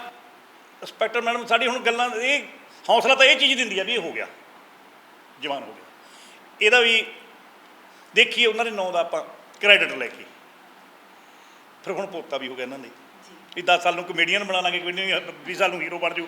ਹੁਣ ਇਹ ਉਮੀਦਾਂ ਨਾਲ ਚੱਲ ਰਹੇ ਹਾਂ ਜੀ, ਤੇ ਅਸੀਂ ਉਮੀਦ ਕਰਦੇ ਹਾਂ ਵੀ ਐਂਕਰਿੰਗ ਤੁਸੀਂ ਹੀ ਕਰੋਗੇ। ਮੈਂ ਇਹੀ ਕਹਿੰਦਾ ਜੀ, ਹੁਣ ਬਾਕੀ ਜਿਵੇਂ ਫੀਲਡ ਬਦਲਦੇ ਜਾਂਦੇ, ਸਾਰੇ ਕਲਾਕਾਰ ਫਿਲਮਾਂ ਵੱਲ ਪਈ ਜਾਂਦੇ ਆ, ਵੀ ਕੋਈ ਨਾ ਕੋਈ ਬਲਕਿ ਹੁਣ ਕਿਉਂਕਿ ਇਹਨੂੰ ਤਾਂ ਅਹਿਸਾਸ ਹੀ ਹੁਣ ਹੋਇਆ ਵੀ ਮੇਰੇ ਡੈਡੀ ਦਾ ਇੰਨਾ ਨਾਂ ਸੀਗਾ। ਹੁਣ ਤਾਂ ਹੁਣ ਜਦੋਂ ਲੋਕ ਮਿਲਦੇ ਆ ਇਹਨਾਂ ਨੂੰ, ਹੁਣ ਵਿਚਰਦੇ ਆ, ਕਿਤੇ ਆਉਂਦੇ ਜਾਂਦੇ ਆ ਜਾਂ ਗੀਤ ਗੂੰਜਦੇ ਆ, ਇਹਨਾਂ ਨੂੰ ਤਾਂ ਅਹਿਸਾਸ ਹੀ 2-3 ਸਾਲ ਦਾ ਹੋਣ ਲੱਗਿਆ। ਪਿੱਛੇ ਜੀ ਅਸੀਂ ਰਾਇ ਕੀਤੀ ਸੀ ਕਿ ਅਸੀਂ ਕੁਝ ਪਲਾਨ ਕਰ ਰਹੇ ਸੀਗੇ, ਮੈਂ ਇਹਨਾਂ ਨਾਲ ਵੈਸੇ ਹੀ ਫੋਨ 'ਤੇ ਗੱਲ ਸ਼ੇਅਰ ਕੀਤੀ ਕਿ ਮੈਂ ਇਹ ਸੋਚ ਰਿਹਾ ਕਿ ਆਪਾਂ ਇਦਾਂ ਕਰੀਏ, ਤੂੰ ਮੈਨੂੰ ਇੱਕ ਵਾਰੀ ਫੋਨ ਕਰਦੀ, ਮੈਂ ਚੱਲੂਗਾ ਨਾਲ। ਮੈਂ ਕਿਹਾ ਵੀ 10-15 ਦਿਨ ਲੱਗ ਜਾਣਗੇ, ਮੈਂ ਚੱਲੂਗਾ ਇਹਨਾਂ ਦੇ, ਮੈਂ ਜਾਊਂਗਾ ਚਾਹੇ ਜਿੰਨੇ ਦਿਨ ਮਰਜ਼ੀ ਲੱਗਣ, ਜਿੰਨੇ ਵਾਰੀ ਜਾਣਾ ਜਿੱਥੇ ਜਾਣਾ ਮੈਂ ਨਾਲ ਚੱਲੂਗਾ, ਤੂੰ ਇਕੱਲੇ ਨੇ ਨਹੀਂ ਜਾਣਾ। ਮੈਂ ਵੀ ਇਹੀ ਚਾਹੁੰਦਾ ਵੀ ਦੁਨੀਆ ਬੜੀ ਚਲਾਕ ਹੋਈ ਹੈ, ਮੈਂ ਦੁਨੀਆ ਦੇਖੀ ਹੋਈ ਹੈ, ਜਿੱਥੇ ਜਿੱਥੇ ਸਾਡੇ ਨਾਲ ਠੱਗੀਆਂ ਵੱਜੀਆਂ ਜਾਂ ਅਸੀਂ ਉੱਥੇ ਚਕੰਨੇ ਹੋਏ ਹਾਂ, ਵੀ ਮਤਲਬ ਕਿ ਵੀ ਮੈਂ ਉਹਦੇ ਤਾਂ ਜੋ ਹੋ ਗਿਆ ਵੀ ਮੈਂ ਇਹਨੂੰ ਤੱਤੀ ਵਾਰ ਨਾ ਲੱਗਣ ਦੇਵਾਂ। ਕਦੇ ਸਰ ਇੱਦਾਂ ਵੀ ਹੁੰਦਾ ਸੀਗਾ, ਠੱਗੀ ਦੀ ਤੁਸੀਂ ਗੱਲ ਕੀਤੀ, ਇਹ ਸਾਡੇ ਪ੍ਰੋਫੈਸ਼ਨ ਦੀ ਇੱਕ ਆਮ ਜਿਹੀ ਗੱਲ ਹੈ, ਅਪ ਐਂਡ ਡਾਊਨਸ ਦੇ ਵਿੱਚ ਹੀ ਆਉਂਦੀ ਹੈ। ਜਦੋਂ ਮੇਜਰ ਸਾਹਿਬ ਟੁੱਟੇ ਹੋਣ ਔਰ ਤੁਹਾਨੂੰ ਕਿਹਾ ਹੋਵੇ ਵੀ ਯਾਰ ਇਹ ਹੁਣ ਨਹੀਂ ਮਤਲਬ ਅੱਛਾ ਨਹੀਂ ਲੱਗਦਾ ਮੈਨੂੰ ਜੇ ਇੱਦਾਂ ਦੀਆਂ ਚੀਜ਼ਾਂ ਹੁੰਦੀਆਂ ਨੇ? ਨਹੀਂ ਜੀ, ਨਹੀਂ ਜੀ, ਕਿਉਂਕਿ ਬਸ ਹੁਣ ਦੱਸ ਕੇ ਹਟਿਆ ਵੀ ਫਕੀਰਾਂ ਵਾਲਾ ਸੁਭਾਅ ਸੀ, ਕਿਉਂਕਿ ਇੱਕ ਕਲਾਕਾਰ ਦੇ ਚੱਲਣ ਨਾਲ 50 ਪਰਿਵਾਰ ਰੋਟੀ ਪੈਂਦੇ ਆ ਜੀ, ਸਜਿੰਦੇ, ਟੇਪਾਂ ਵੇਚਣ ਵਾਲੇ, ਟੇਪਾਂ ਸਮਾਰਨ ਵਾਲੇ, ਗੀਤਕਾਰ, ਸੰਗੀਤਕਾਰ, ਉਹਨਾਂ ਦੇ ਬੱਚੇ, ਫਿਰ ਛੋਟੀਆਂ ਦੁਕਾਨਾਂ 'ਤੇ ਟੇਪਾਂ ਵੇਚਣ ਵਾਲੇ, ਉਦੋਂ 70 ਪਰਿਵਾਰ ਰੋਟੀ ਪੈਂਦੇ ਸੀਗੇ ਜੀ। ਉਹ ਗੁੱਸਾ ਨਹੀਂ ਕਰਦੇ ਸੀ ਕਿਸੇ ਦਾ ਵੀ, ਕੁਝ ਵੀ ਉਹਨਾਂ ਨੂੰ ਮਖੌਲ ਵੀ ਕਰ, ਉਹ ਕਦੇ ਵੀ ਉਹਨਾਂ ਦਾ ਜੋ ਸੁਭਾਅ ਸੀਗਾ ਉਹ ਗੁੱਸਾ ਨਹੀਂ ਕਰਦੇ ਸੀ ਕਿਸੇ ਦਾ ਵੀ, ਚਾਹੇ ਉਹ ਆਪਦੇ ਸਹੁਰੇ ਪਰਿਵਾਰ 'ਚ ਗਏ ਹੋਏ ਹੋਣ ਜਾਂ ਕਿਤੇ ਵੀ ਜਾਂ ਕਿਸੇ ਪਾਸੇ ਅਖਾੜਾ ਵੀ ਲਾਉਣ ਗਏ ਹੋਏ ਆ ਤਾਂ ਕੁਝ ਬੰਦੇ ਮਿਲਣੋਂ ਹਰ ਵਾਰ ਆਉਂਦੇ ਹੁੰਦੇ ਸੀ, ਤਾਂ ਕਿਸੇ ਨੇ ਕੋਈ ਮਖੌਲ ਵੀ ਕਰ ਦਿੰਦਾ ਨਾ ਕਈ, ਨਹੀਂ ਯਾਰ ਮੈਂ ਤਾਂ ਕਲਾਕਾਰ ਹਾਂ, ਤੂੰ ਮੈਨੂੰ ਨਹੀਂ ਜੀ, ਉਹਨਾਂ ਨੂੰ ਤਾਂ ਚੰਗਾ ਲੱਗਦਾ ਸੀ ਵੀ ਮੈਨੂੰ ਲੋਕ ਮਿਲਣ ਆਏ ਆ, ਚਾਹੇ ਕੁਝ ਵੀ ਕਹਿ ਦੇਣ। ਨਾ ਹੀ ਸਪੈਸ਼ਲ ਕਦੇ ਜੇ ਇਹਨਾਂ ਕੋਲ ਕਿੰਨੇ ਵਾਰ ਵੀ ਜਾਂਦੇ ਸੀ, ਇਹ ਕਦੇ ਡਿਮਾਂਡ ਨਹੀਂ ਹੁੰਦੀ ਸੀ ਵੀ ਆਹ ਖਾਣਾ ਜਾਓ, ਤੁਸੀਂ ਜੋ ਸਵੇਰ ਖਾਧਾ ਜੋ ਤੁਹਾਡੇ ਬਣਿਆ ਹੋਇਆ ਮੈਂ ਉਹੀ ਖਾ ਕੇ ਜਾਊਂਗਾ। ਬਾਕੀ ਹੋਰ ਵੀ ਇਦਾਂ ਸੀ। ਹੁਣ ਅੱਜ ਕੱਲ੍ਹ ਕਲਾਕਾਰ ਨੇ ਚਲੋ ਬਾਉਂਸਰ ਰੱਖੇ ਹੋਏ ਆ, ਸਾਡਾ ਤਾਂ ਆਪ ਹੀ ਜਿੱਥੇ ਉਹਨੂੰ ਦੋ ਬੰਦੇ ਵੀ ਠੀਕ ਹੈ ਉਹਨਾਂ ਦੇ ਗੀਤਾਂ ਤੋਂ ਆਕਰਸ਼ਿਤ ਹੋਏ ਨੇ, ਹੱਥ ਮਾਰਦਾ ਜਾਂ ਇਮੋਸ਼ਨਲ ਹੋਏ ਬੈਠੇ ਨੇ, ਪ੍ਰੋਗਰਾਮ ਤੋਂ ਬਾਅਦ ਉਹ ਆਪ ਹੀ ਮਿਲਣ ਚਲੇ ਜਾਂਦੇ ਸੀ, ਬਾਈ ਕੀ ਹਾਲ ਹੈ, ਕਿਵੇਂ ਹੋ, ਹੋਰ ਸੁਣਾਓ। ਹੁਣ ਤਾਂ ਕਲਾਕਾਰ ਦੇ ਨੇੜੇ ਬਾਉਂਸਰ ਲੱਗਣ ਨਹੀਂ ਦਿੰਦੇ, ਪਰ ਸਾਡਾ ਤਾਂ ਵਿੱਚ ਹੀ ਉੱਥੇ ਬਰਾਤ ਬਾਅਦ ਦੇ ਵਿੱਚ ਕਈ ਵਾਰੀ ਵਰਦੀ ਚੇਂਜ ਕਰਕੇ ਸਾਡਾ ਪ੍ਰੋਗਰਾਮ ਵੀ ਹੋ ਜਾਂਦਾ, ਸ਼ਗਨ ਪੈਨਾਂ ਦਾ ਵਰਦੀ ਚੇਂਜ ਕਰਕੇ ਸ਼ਗਨ ਪਾ ਕੇ ਆਉਂਦੇ। ਸੋਹਣੇ ਵਰਦੀ ਵੀ ਸ਼ਗਨ ਪਾਉਣਾ ਉਹ ਸਾਡਾ ਰਿਵਾਜ਼ ਸੀਗਾ, ਅਸੀਂ ਧੋਰਿਆ ਸੀ ਇਹ ਰਿਵਾਜ਼ ਜੀ। ਜਦੋਂ ਜੋੜੀ ਬੈਠੀ ਹੈ ਸ਼ਗਨ ਪਈ ਜਾਂਦਾ, ਹੁਣ ਕਲਾਕਾਰ ਪਾਉਣ ਲੱਗੇ ਨੇ, ਸਭ ਤੋਂ ਪਹਿਲਾਂ ਰਿਵਾਜ਼ ਮੈਂ ਤੋਰਿਆ ਸੀ, ਬਾਈ ਆਪਾਂ 100 ਰੁਪਈਆ ਸ਼ਗਨ ਦਾ ਪਾਈਏ ਆਪਣੇ ਨਾਲ, ਇਹਦੇ ਨਾਲ। ਅੱਛਾ ਜੀ, ਕੀ ਬਾਤ। ਹਾਂਜੀ, ਇਹ ਰਿਵਾਜ਼ ਅਸੀਂ ਤੋਰਿਆ ਸੀ, ਫਿਰ ਉਹ ਭੁੱਲੇ ਨਹੀਂ ਸੀਗੇ। ਫਿਰ ਉਹ ਦੇਖ ਲੈਂਦੇ ਵੀ ਹਾਂ, ਅਸੀਂ ਇਸ਼ਾਰਾ ਮਿਲਾ ਲੈਂਦੇ, ਨਾਲ ਦੇ ਬੰਦੇ ਨੂੰ ਵਿਚੋਲੇ ਵਗੈਰਾ ਨੂੰ ਕਹਿ ਦਿੰਦੇ ਵੀ ਯਾਰ ਉੱਥੇ ਸ਼ਗਨ ਪਾਉਣਾ, ਦੋਨੇ ਕੁੜੀ ਮੁੰਡਾ ਬਾਈ ਤੇ ਸਾਡੇ ਡਿਊਟਰ ਕੁੜੀ ਹੁੰਦੇ ਦੋਨੇ ਜਾ ਕੇ 100 ਰੁਪਈਆ ਪਾ ਕੇ ਆਉਣਗੇ ਜੀ। ਇਹ ਰਿਵਾਜ਼ ਮੈਂ ਤੋਰਿਆ ਸੀਗਾ। ਅੱਛਾ, ਵਾਕਈ ਕਹਿੰਦੇ ਕਿ ਜਿਹੜੇ ਹੀਰੇ ਹੁੰਦੇ ਆ ਨਾ, ਉਹਨਾਂ ਦੀ ਚਮਕ ਤਾਂ ਉਮਰ ਰਹਿੰਦੀ ਹੈ ਨਾ। ਬੇਸ਼ੱਕ ਉਹਨਾਂ ਦੇ ਗੀਤ ਜਿਹੜੇ ਨੇ ਇੱਕ ਜਨਰੇਸ਼ਨ ਤੱਕ ਰੁਕ ਚੁੱਕੇ ਸੀ, ਲੇਕਿਨ ਅੱਜ ਵੀ ਅੱਜ ਕੱਲ੍ਹ ਦੀ ਜਿਹੜੀ ਨੌਜਵਾਨ ਪੀੜ੍ਹੀ ਆਈ ਹੈ, ਜਿਹੜੇ ਗਾਣੇ ਗਾਉਂਦੀ ਹੈ, ਉਹਨਾਂ ਨੂੰ ਬਹੁਤ ਅੱਛੇ ਤਰੀਕੇ ਦੇ ਨਾਲ ਨਾ ਕੇਵਲ ਉਹਨਾਂ ਦਾ ਪਤਾ ਹੈ, ਉਹਨਾਂ ਦੀ ਗਾਇਕੀ ਦਾ ਮਤਲਬ ਉਹਨਾਂ ਨੂੰ ਅਹਿਸਾਸ ਹੈ, ਬਲਕਿ ਉਹਨਾਂ ਦੇ ਨਾਂ ਵੀ ਲਿੱਤੇ ਜਾਂਦੇ। ਸਿੱਧੂ ਦਾ ਜਦੋਂ ਗਾਣਾ ਆਇਆ ਤੁਸੀਂ ਸੁਣਿਆ? ਬਿਲਕੁਲ। ਤੁਹਾਡੇ ਅੰਦਰ ਕੀ ਫੀਲ ਸੀਗਾ ਕਿ ਉਹ ਬਹੁਤ ਟਾਈਮ ਤੋਂ ਬਾਅਦ ਮੇਜਰ ਰਾਜਸਥਾਨੀ ਸੁਣਨ ਨੂੰ ਮਿਲਿਆ? ਦੇਖੋ ਜੀ, ਗੱਲ ਇਹ ਹੈ ਤਾਂ ਹੀ ਲੈਤਾ ਨਾ ਜੇ ਉਹਨਾਂ 'ਚ ਕੁਛ ਹੈਗਾ ਸੀਗਾ। ਉਹੀ ਮੈਂ ਕਹਿ ਰਹੀ ਹਾਂ। ਤੇ ਸਾਡੇ ਇੱਕ ਤਾਂ ਬਾਈ ਜੀ ਦੇ ਗੀਤ ਇਹ ਸੀਗੇ ਜੀ, ਗੀਤ ਉਹਨਾਂ ਦੇ ਰਵਾਨਗੀ ਜੀ ਦੇ ਵਿੱਚ ਸੀ। ਕੋਈ ਅਨਪੜ੍ਹ ਹੈ, ਕੋਈ ਛੋਟਾ ਬੱਚਾ ਹੈ, ਕੋਈ ਬੁੱਢਾ ਹੈ, ਉਹ ਨਾਲ ਹੀ ਗਾਈ ਜਾਂਦੇ ਸੀ ਜਿਵੇਂ ਜਿੱਦਾਂ ਗਾਉਂਦੇ ਸੀਗੇ। ਕੋਈ ਡਿਫੀਕਲਟੀ ਨਹੀਂ ਆਉਂਦੀ ਸੀ, ਕਿਉਂਕਿ ਨਾ ਤਾਂ ਗਰਾਰੀਆਂ ਹੁੰਦੀਆਂ ਸੀਗੀਆਂ। ਜਿਹੜੇ ਸਿੱਧਾ ਗਾਉਣ ਵਾਲੇ ਕਲਾਕਾਰ ਹੁੰਦੇ ਆ, ਸਿੱਧਾ ਗਾਉਣ ਵਾਲੇ ਉਹ ਲੋਕਾਂ ਦੇ ਕਲਾਕਾਰ ਹੁੰਦੇ ਆ, ਜਿਹੜੇ ਗਰਾਰੀਆਂ ਵਾਲੇ ਹੁੰਦੇ ਆ ਉਹ ਕਲਾਕਾਰਾਂ ਦੇ ਕਲਾਕਾਰ ਹੁੰਦੇ ਆ। ਉਹ ਤਾਂ ਕਲਾਕਾਰ ਸਿਰ ਮਾਰ ਸਕਦਾ, ਕਿਆ ਬਾਤ ਹੈ, ਕਿਆ ਹਰਕਤ ਲਾਈ ਆ, ਕੀ ਇਹ ਹੈ। ਦੇਸੀ ਲੋਕਾਂ ਨੇ ਥੋੜ੍ਹਾ ਜਿਹਾ, ਜੇ ਅਸੀਂ ਗਾਉਂਦੇ ਜੇ ਮਾੜੀ ਜਿਹੀ ਹਰਕਤ ਮਾਰ ਦਿੰਦੇ ਆ, ਪਿੰਡਾਂ ਵਾਲੇ ਲੋਕ ਤਾਂ ਖਾੜੇ ਦੇ ਤਿਉੜੀ ਪਾ ਲੈਂਦੇ ਆ, ਜੇ ਡਾਂਗ ਮਾਰਦੀ ਜੀ ਹਰਕਤ ਮਾਰਦੀ, ਉਹਦਾ ਫਿਰ ਸਿੱਧਾ ਹੀ ਉਹਨਾਂ ਨੇ ਸਿੱਧਾ ਹੀ ਹੋਣਾ ਪੈਂਦਾ, ਸਿੱਧਾ ਹੀ ਗਾਉਣਾ ਪੈਂਦਾ ਜੀ। ਫਿਰ ਸਾਡੇ ਬਾਈ ਜੀ ਦੀ ਗਾਇਕੀ ਵਾਕਈ ਸਿੱਧੀ ਸੀਗੀ, ਇਸੇ ਕਰਕੇ ਲੋਕਾਂ ਨੇ ਪਲਕਾਂ ਤੇ ਬਿਠਾਇਆ ਸੀ ਇਹਨਾਂ ਨੂੰ। ਬਿਲਕੁਲ। ਤੁਹਾਡੇ ਕੋਲ ਜਾਣਨਾ ਚਾਹਾਂਗੇ ਸਰ, ਕੁਝ ਕਹਿ ਰਹੇ ਸੀ ਤੁਸੀਂ? ਹਾਂਜੀ, ਦੱਸੋ ਕੀ ਦੱਸੋ। ਗਾਣੇ ਦੀ ਗੱਲ ਕਰ ਰਹੇ ਸੀ ਤੁਸੀਂ? ਨਹੀਂ, ਮੈਂ ਤਾਂ ਬਸ ਇਹੀ ਕਹੂੰਗਾ ਵੀ ਮੇਰੇ ਨਾਲ ਜਿਹੜੀ ਉਹਨਾਂ ਦੀ ਮੇਰੇ ਅੱਜ ਵੀ ਯਾਦ ਆ ਵੀ ਲਾਸਟ ਮੁਲਾਕਾਤ ਸੀ, ਉਹ ਪ੍ਰੋਗਰਾਮ ਤੋਂ ਆ ਰਹੇ ਸੀ, ਮੈਨੂੰ ਹੌਸਲਾ ਦੇਣ ਗਏ ਬੇਟੀ ਲਈ। ਕੋਈ ਗੱਲ ਨਹੀਂ, ਬੇਟੀ ਨਾ ਸਮਝੀ ਨੂੰ ਪੁੱਤ ਸਮਝੀ। ਮੇਰੇ ਮੰਮੀ ਡੈਡੀ ਦੇ ਨਾਲ ਇਹਨਾਂ ਦੇ ਜਿਹੜੀ ਸਿੰਗਰ ਸੀ ਉਹਨਾਂ ਨੂੰ ਅੰਦਰ ਲਿਜਾ ਕੇ ਗੋਡੀ ਹੱਥ ਲਵਾ ਕੇ, ਬੀਬੀ ਅਸੀਂ ਪੰਜੀਰੀ ਲੈ ਕੇ ਜਾਵਾਂਗੇ, ਉਸ ਦਿਨ ਮੈਂ ਪ੍ਰੋਗਰਾਮ ਛੱਡੂੰਗਾ। ਬਸ ਇਸ ਤਰ੍ਹਾਂ ਦੀਆਂ ਯਾਦਾਂ ਛੱਡ ਗਏ ਨੇ ਜੀ, ਉਹ ਹਮੇਸ਼ਾ ਹੀ ਰਹਿੰਦੀਆਂ ਨੇ ਦਿਮਾਗ 'ਚ। ਜੀ ਨਵਦੀਪ, ਤੁਹਾਨੂੰ ਬਹੁਤ ਥੈਂਕ ਯੂ ਕਹਿਣਾ ਚਾਹਾਂਗੀ, ਕਿਉਂਕਿ ਤੁਹਾਡੇ ਨਾਲ ਗੱਲਬਾਤ ਹੋਣੀ ਸੀ, ਲੇਕਿਨ ਤੁਸੀਂ ਖੁਦ ਬਹੁਤ ਛੋਟੇ ਸੀਗੇ, ਹੈ ਨਾ, ਔਰ ਗੱਲਬਾਤ ਹੋਈ ਵੀ ਹੈ ਸਾਡੀ ਕਾਫੀ ਜ਼ਿਆਦਾ, ਬਟ ਤੁਸੀਂ ਇਹਨਾਂ ਦੇ ਜ਼ਰੀਏ ਸਾਨੂੰ ਇੱਕ ਅਹਿਸਾਸ ਦਿਵਾਇਆ ਹੈ। ਇੱਦਾਂ ਲੱਗ ਰਿਹਾ ਕਿ ਜਿੱਦਾਂ ਅਜੇ ਵੀ ਉਹ ਸਾਡੇ ਵਿੱਚ ਉੱਦਾਂ ਹੀ ਮੌਜੂਦ ਨੇ, ਜਿੱਦਾਂ ਮਤਲਬ ਇਹਨਾਂ ਦੇ ਨਾਲ ਸੀਗੇ, ਹੈ ਨਾ, ਗੱਲਾਂ ਬਾਤਾਂ ਦੇ ਜ਼ਰੀਏ। ਸੋ ਤੁਹਾਡਾ ਤਾਂ ਸਾਰਿਆਂ ਦਾ ਹੀ ਬਹੁਤ ਸ਼ੁਕਰੀਆ, ਤੁਸੀਂ ਸਮਾਂ ਕੱਢਿਆ ਤੇ ਜ਼ਿੰਦਗੀ ਦੇ ਉਹ ਖਾਸ ਤੇ ਅਣਮੁੱਲੇ ਪਲ ਸਾਡੇ ਨਾਲ ਸਾਂਝੇ ਕੀਤੇ, ਸ਼ਾਇਦ ਜਿਹਨਾਂ ਦਾ ਅਹਿਸਾਸ ਸਾਨੂੰ ਨਹੀਂ ਹੋ ਸਕਦਾ ਸੀ। So thank you so much, thank you. ਅੱਜ ਦੀ ਇਹ ਇੰਟਰਵਿਊ ਜਜ਼ਬਾਤਾਂ ਨਾਲ ਵੀ ਭਰੀ ਹੋਈ ਸੀ, ਔਰ ਕਿਤੇ ਨਾ ਕਿਤੇ ਉਸ ਜ਼ਿੰਦਗੀ ਨਾਲ ਵੀ ਇਸਨੇ ਉਹ ਅਹਿਸਾਸ ਕਰਵਾਇਆ ਜੋ ਸ਼ਾਇਦ ਸਾਨੂੰ ਗੀਤਾਂ ਜ਼ਰੀਏ ਨਹੀਂ ਹੋ ਸਕਦਾ ਸੀ, ਕਿਉਂਕਿ ਕਿਸੇ ਦੀ ਪਰਸਨੈਲਿਟੀ ਕੀ ਹੈ ਇਹ ਉਹਦੇ ਨਾਲ ਰਹਿਣ ਵਾਲੇ ਸਾਨੂੰ ਜ਼ਿਆਦਾ ਵਧੀਆ ਤਰੀਕੇ ਦੇ ਨਾਲ ਅਹਿਸਾਸ ਕਰਵਾ ਸਕਦੇ ਆ। ਸੋ ਅੱਜ ਅਸੀਂ ਆਏ ਹੋਏ ਸੀ ਮੇਜਰ ਰਾਜਸਥਾਨੀ ਜਿਹੜੇ ਬਹੁਤ ਕਮਾਲ ਦੇ ਗਾਇਕ ਕਲਾਕਾਰ ਰਹੇ ਨੇ ਉਹਨਾਂ ਦੇ ਘਰੇ। ਸੋ ਉਹਨਾਂ ਦੇ ਬੇਟੇ ਨਵਦੀਪ ਨੇ ਉਹਨਾਂ ਸਾਥੀਆਂ ਦੇ ਨਾਲ ਮਿਲਵਾਇਆ ਜਿਨ੍ਹਾਂ ਨੇ ਜ਼ਿੰਦਗੀ ਦਾ ਇੱਕ ਅਰਸਾ ਉਹਨਾਂ ਦੇ ਨਾਲ ਹੰਡਾਇਆ। ਬਹੁਤ ਸਾਰੀਆਂ ਗੱਲਾਂ ਬਾਤਾਂ ਕੀਤੀਆਂ, ਭਾਵੁਕ ਵੀ ਹੋਏ, ਔਰ ਕੁਝ ਗੱਲਾਂ ਨੂੰ ਯਾਦ ਕਰਕੇ ਚਿਹਰੇ ਤੇ ਮੁਸਕਾਨ ਵੀ ਆਈ। ਔਰ ਮੈਂ ਉਮੀਦ ਕਰਦੀ ਹਾਂ ਕਿ ਮੇਜਰ ਰਾਜਸਥਾਨੀ ਜੀ ਨੂੰ ਯਾਦ ਕਰਨ ਵਾਲੇ ਤੁਸੀਂ ਜਿਨ੍ਹਾਂ ਨੇ ਹਮੇਸ਼ਾ ਉਹਨਾਂ ਦੇ ਗੀਤਾਂ ਨੂੰ ਰਿਸਪੈਕਟ ਦਿੱਤੀ ਹੈ, ਉਹਨਾਂ ਦੇ ਨਾਂ ਨੂੰ ਰਿਸਪੈਕਟ ਦਿੱਤੀ ਹੈ, ਉਹਨਾਂ ਨੇ ਇਹਨਾਂ ਗੱਲਾਂ ਬਾਤਾਂ ਨੂੰ ਉਸੇ ਤਰੀਕੇ ਦੇ ਨਾਲ ਮਹਿਸੂਸ ਕੀਤਾ ਹੋਏਗਾ ਜਿਸ ਤਰ੍ਹਾਂ ਅਸੀਂ ਕਰ ਰਹੇ ਸੀ। ਉਮੀਦ ਹੈ ਤੁਹਾਨੂੰ ਪਸੰਦ ਆਈ ਹੋਏਗੀ ਅੱਜ ਦੀ ਇਹ ਖਾਸ ਇੰਟਰਵਿਊ। ਆਪਣਾ ਫੀਡਬੈਕ ਜ਼ਰੂਰ ਦੇਣਾ। ਫਿਲਹਾਲ ਦੇ ਲਈ ਦਿਓ ਇਜਾਜ਼ਤ। ਆਪਣਾ ਤੇ ਆਪਣਿਆਂ ਦਾ ਰੱਖੋ ਖਿਆਲ। ਸਤਿ ਸ਼੍ਰੀ ਅਕਾਲ।